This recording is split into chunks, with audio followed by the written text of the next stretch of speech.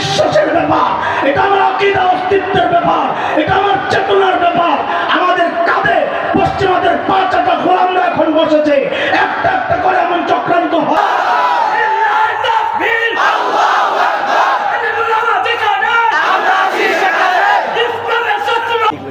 নম্বর পারা সূরা ইব্রাহিম 6 নম্বর আয়াত। একটা ধরন আল্লাহ বলতেছে, আল্লাহ বলেন وَإِذْ قَالَ مُوسَى لِقَوْمِهِ اذْكُرُوا نِعْمَةَ اللَّهِ عَلَيْكُمْ إِذْ أَنْجَاكُمْ مِنْ آلِ فِرْعَوْنَ يَسُومُونَكُمْ سُوءَ الْعَذَابِ وَيُذَبِّحُونَ أَبْنَاءَكُمْ وَيَسْتَحْيُونَ نِسَاءَكُمْ وَفِي ذَلِكُمْ بَلَاءٌ مِّن رَّبِّكُمْ عَظِيمٌ। এই আয়াত আল্লাহ নির্যাতনের ধরন দেখাইছেন। ফেরাউন কি করত? যখন কোন মেয়ে জন্ম নিত বাঁচায় রাখতো, কিচ্ছু বলতো না। কিন্তু যখনই কোনো ছেলে জন্ম নিত, ফেরাউন ওই ছোট্ট ছোট্ট বাচ্চা সদ্যজাত এই ছেলেগুলোকে ফেরাউন ধরে ধরে জবেহ করে করে হত্যা করত। আচ্ছা, আমাকে একটু জবাব দিয়ে আপনারা, এই ছোট্ট বাচ্চা সদ্যজাত যার শরীরের হাড্ডিগুলো এখনো গোশতের মতো নরম, এই ছোট্ট বাচ্চার পক্ষে ফেরাউনের মতো এত শক্তিশালী বাচ্চাকে ক্ষমতা থেকে নামানো সম্ভব ছিল? তারপরে ওই ছোট্ট বাচ্চারে ফেরাউন এত ভয় পেত কেন? কাহিনী কোন জায়গায়? বিষয় হচ্ছে এটা আল্লাহ তাআলার একটা সিস্টেম, দুনিয়া পরিচালনার একটা নিজাম।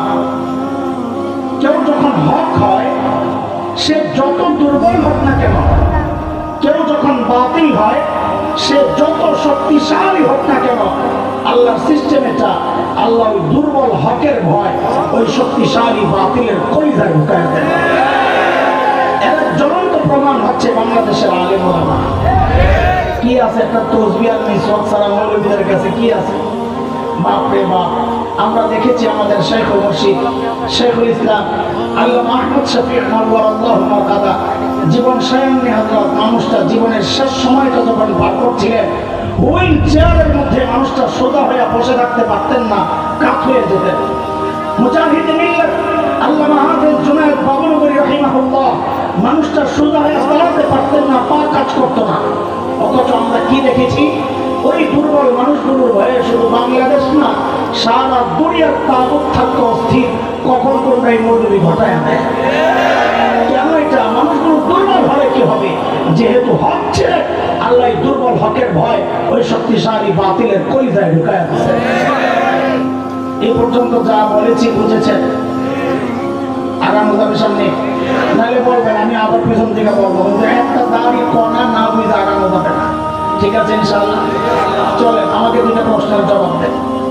বলেন তো সর্বশ্রেষ্ঠ রাসূলকে? বলে এটাও একটা জিজ্ঞাসা করার ব্যাপার হলো, খালি টাইম পাস করেন না, আমার কারণ আছে। আমাদের নবী সাল্লাল্লাহু আলাইহি সাল্লাম না? ঠিক আছে, আরেকটা প্রশ্নের জবাব। ধরেন রোগী যদি ছোট হয়, আমার মতো ধরেন গলা ব্যথা, এই ছোট্ট রোগের চিকিৎসার জন্য মানুষ কই যাবে? এলাকার ডাক্তার না দেশের সবচাইতে বড় ডাক্তার? হ্যাঁ, ঠিক আছে, কিন্তু রোগী যদি বড় হয়, তাও কি এলাকার ডাক্তারের কাছে যাবে না বড় ডাক্তার? কত বড় রোগী যত বড়, মানুষ ডাক্তারও তালাশ করবে তত বড়, ঠিক কিনা?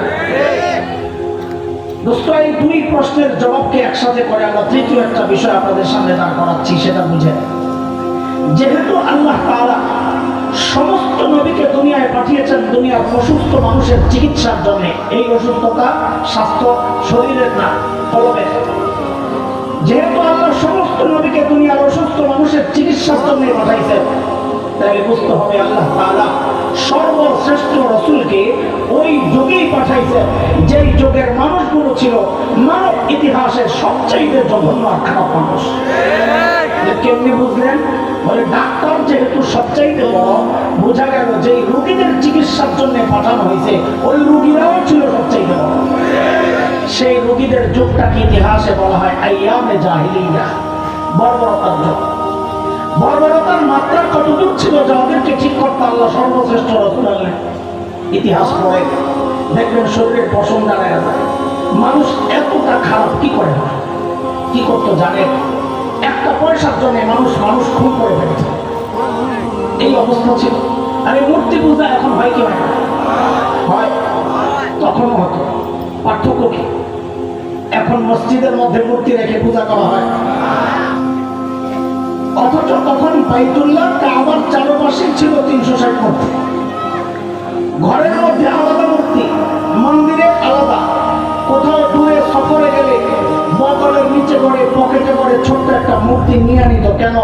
রাস্তায় পূজা করার জন্য যদি আবার খোদা না পাওয়া যায়, বান্দা খোদা পকেটে নিয়ে ঘুরে। এই ছিল মূর্তি পূজার অবস্থা। জন্ম নিয়ন্ত্রণ এখন হয় কি হয় না বলে? তখনও হতো। পার্থক্য কি? এখন জন্ম নিয়ন্ত্রণ হয়, পেটের মধ্যে বাচ্চা নষ্ট করা হয়, অথবা আসতেই দেওয়া হয় না। আর তখন বাচ্চা জন্ম নিয়ন্ত্রণ হতো, বাচ্চা হওয়ার পর দেখতো ছেলে না মেয়ে। যদি দেখছে ছেলে রেখে দিত, আর যদি দেখছে মেয়ে, এটা ছিল বাবার জন্য সামাজিক কলঙ্ক। আমি মেয়ের বাবা, ওই কলঙ্ক থেকে বাঁচার জন্য বাবা নিজ হাতে নিজের কলিজার টুকরা মেয়েকে জীবন্ত দাফন করে দিত। কোরআনুল কারীমে আসছে, অনেক জায়গায় আসছে। যেমন 14 নম্বর পারার সূরাতুন নাহল 58 59 নম্বর আয়াতে আল্লাহ বলেন, وَإِذَا بُشِّرَ أَحَدُهُم بِالْأُنثَىٰ ظَلَّ وَجْهُهُ مُسْوَدًّا وَهُوَ كَظِيمٌ يَتَوَارَىٰ مِنَ الْقَوْمِ مِن سُوءِ مَا بُشِّرَ بِهِ أَيُمْسِكُهُ عَلَىٰ هُونٍ أَمْ يَدُسُّهُ فِي التُّرَابِ أَلَا سَاءَ مَا يَحْكُمُونَ।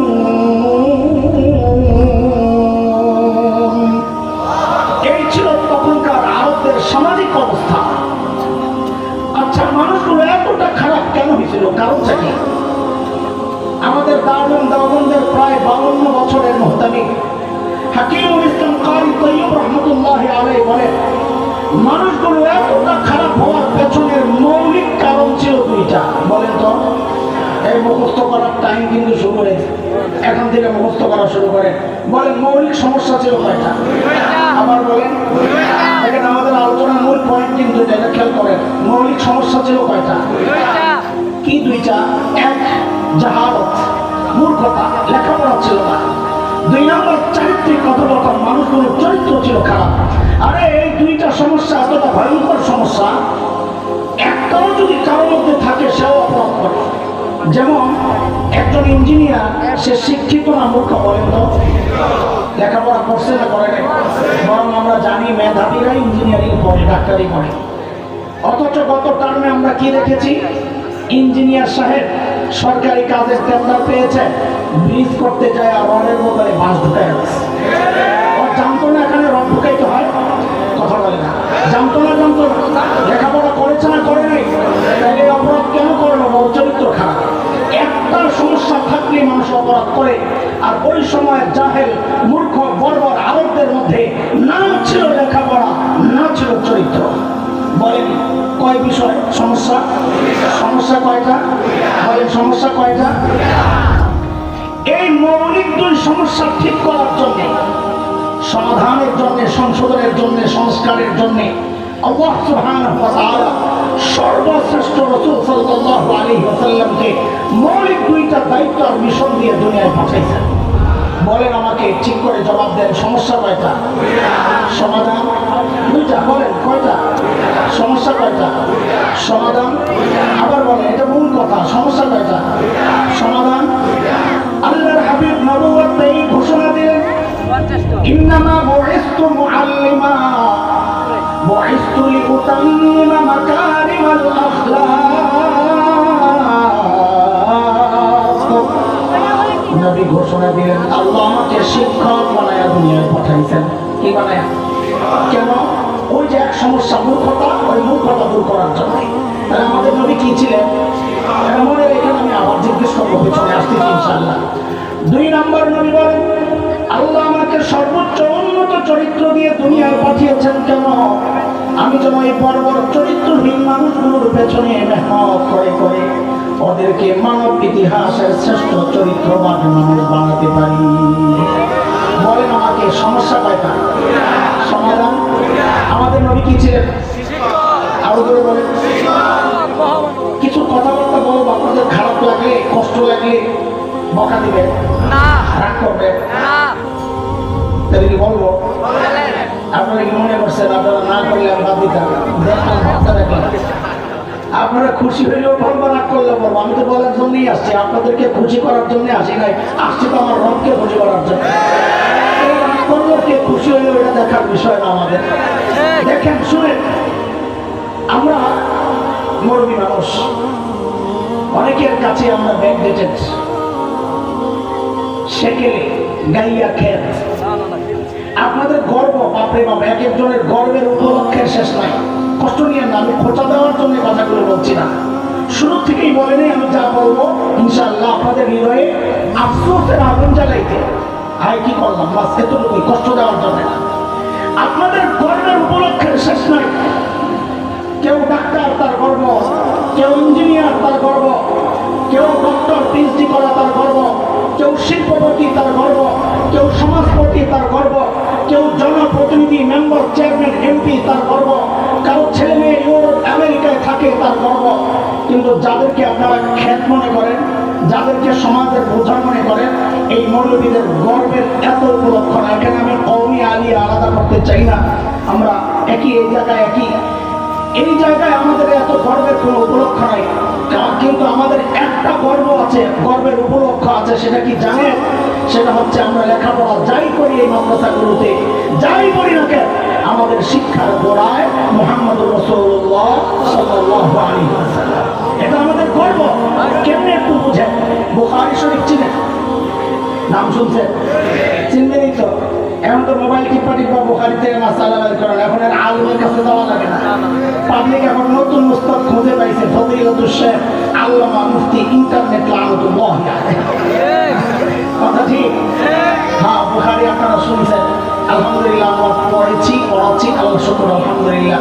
প্রথম হাদিস ইন্নামাল আ'মালু বিন্নিয়াত, লম্বা হাদিস। এই হাদিসটা আমি ঢাকার ফরিদাবাদ মাদ্রাসা ওখানে পড়েছি। আমার উস্তাদ মুহতারাম ছিলেন শাইখুল হাদিস আল্লামা আব্দুল হাফিজ রাহমাতুল্লাহি আলাইহি। এই হাদিসটা আমি ভারতের দেওবন্দ মাদ্রাসায় পড়েছি। আমার উস্তাদ মুহতারাম ছিলেন এই হাদিসের শাইখুল হাদিস আল্লামা নাসির খান রাহমাতুল্লাহি আলাইহি। আমার এই দুই উস্তাদের উস্তাদ ছিলেন শাইখুল আরব আল আজব হযরত হুসাইন আহমদ মাদানী রাদিয়াল্লাহু মারকাদা। তার উস্তাদ ছিলেন শাইখুল হিন্দ মাহমুদ হাসান দেওবন্দি রাহমাতুল্লাহি আলাইহি।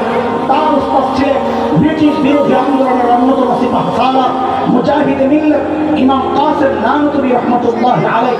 তার উস্তাদ ছিলেন শাহ আব্দুল গনি মুজাদ্দিদ দেহলভী রাহমাতুল্লাহি আলাইহি। তার উস্তাদ ছিলেন শাহ মুহাম্মদ ইসহাক দেহলভী রাহমাতুল্লাহি আলাইহি। তার উস্তাদ ছিলেন শাহ আব্দুল আজিজ মুহাদ্দিস দেহলভী রাহমাতুল্লাহি আলাইহি। তার উস্তাদ ছিলেন শাহ ওলিউল্লাহ মুহাদ্দিস দেহলভী রাহমাতুল্লাহি আলাইহি। তার উস্তাদ ছিলেন আবু তাহির আল মাদানী রাহমাতুল্লাহি আলাইহি। তার উস্তাদ ছিলেন ইব্রাহিম কুরদি রাহমাতুল্লাহি আলাইহি। তার উস্তাদ ছিলেন আহমদ আল কুশাশি রাহমাতুল্লাহি আলাইহি। তার উস্তাদ ছিলেন আহমদ আশ-শানাবি রাহমাতুল্লাহি আলাইহি। তার উস্তাদ ছিলেন মুহাম্মদ আর-রমালি রাহমাতুল্লাহি আলাইহি। তার উস্তাদ ছিলেন যায়নুদ্দিন আল-মিসরি রাহমাতুল্লাহি আলাইহি। তার উস্তাদ ছিলেন আহমদ ইবনে আলী আল-হাজার আসকালানি রাহমাতুল্লাহি আলাইহি।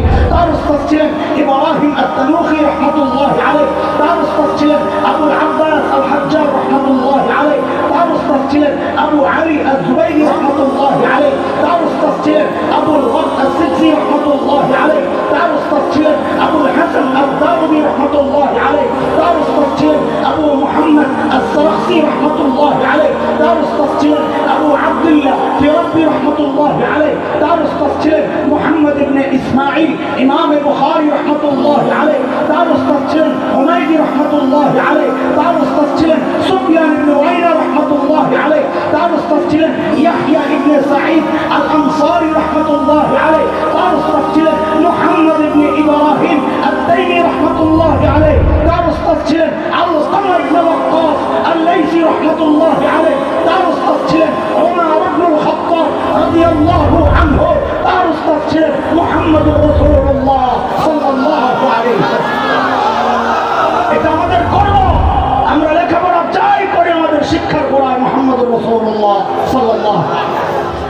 গর্বের তো শেষ নাই। কিন্তু একটু বলেন, যাই করেন করে গোড়ায় কে কোথেকে এসে লেখাপড়া খোঁচা দেওয়ার জন্য না, আবারও বলছি, আফসোসের আগুন জ্বালাইতে কথা বলে বলছি। কিন্তু দুস্থ শুনেন, এই গর্বের পরিচয় দেওয়ার ঠিকাদারি আমরা মৌলবীরা আল্লাহর কাছ থেকে নিয়ে নেই নেই, যা আপনি দিতে পারবেন না। এই পরিচয় দেওয়ার অধিকার আপনারও ছিল, কিন্তু পাচ্ছেন না কেন? কে আপনাকে বঞ্চিত করেছে? কোনদিন ভেবেছেন যুগ যুগ ধরে যারা আপনার সামনে, আপনার সন্তানের সামনে এমন এক সিলেবাস রেখেছে, যেই সিলেবাসে লেখাপড়া করে এই গর্বের পরিচয়টা দেওয়া যায় না। আমাদের আরেকটা গর্বের পরিচয় থেকে আমাদেরকে বঞ্চিতের চেষ্টা হয়েছিল বিগত সরকারের আমলে। আমরা কার সন্তান বলেন তো? জোরে বলেন, আরো জোরে বলেন না। এখন থেকে বলবেন আমরা নবী আদমের সন্তান। বলেন বলেন বলেন। আপনি বলবেন হঠাৎ করে নবী কেন বানাইলেন? এটা আমাদের গর্বের পরিচয়। কেন? একটা ছেলে এমপি সাহেবের ছেলে, ধরেন কথার কথা আমাদের কিরণ ভাই এমপি সাহেব, কথার কথা। এখন ওনার ছেলে, ওকে জিজ্ঞেস করা হচ্ছে তুমি কার ছেলে, তো কি বলবে?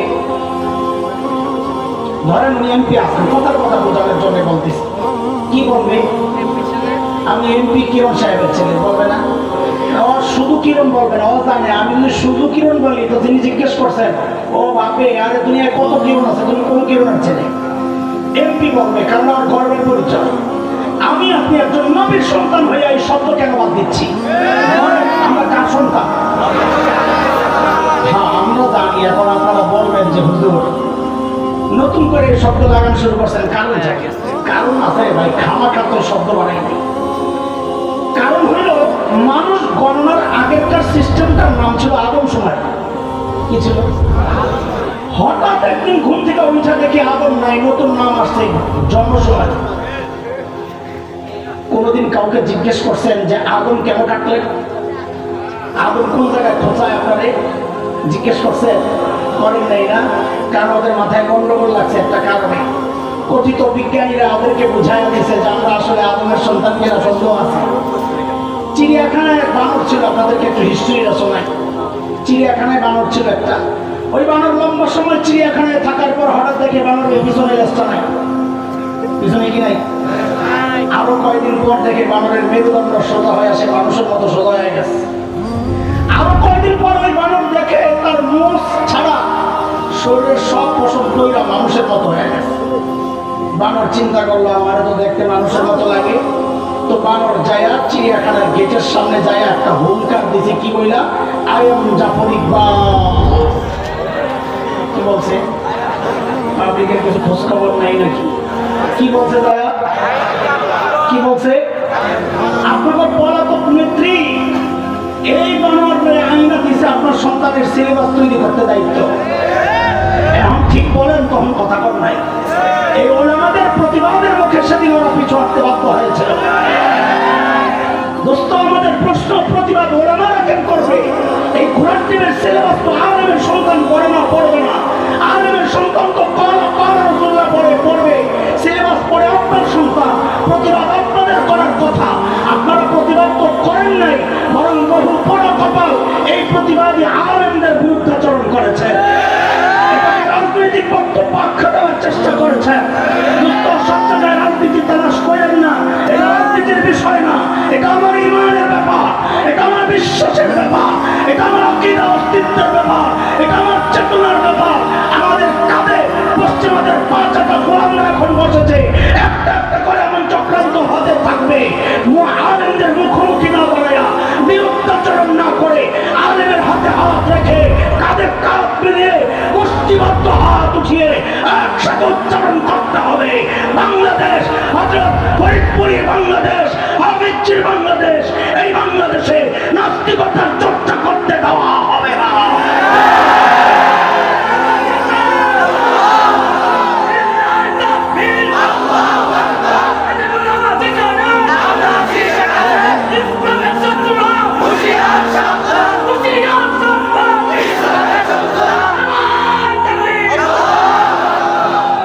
স্লোগান দিয়ে আবার ভুলে গেছেন নি, বড় সমস্যা।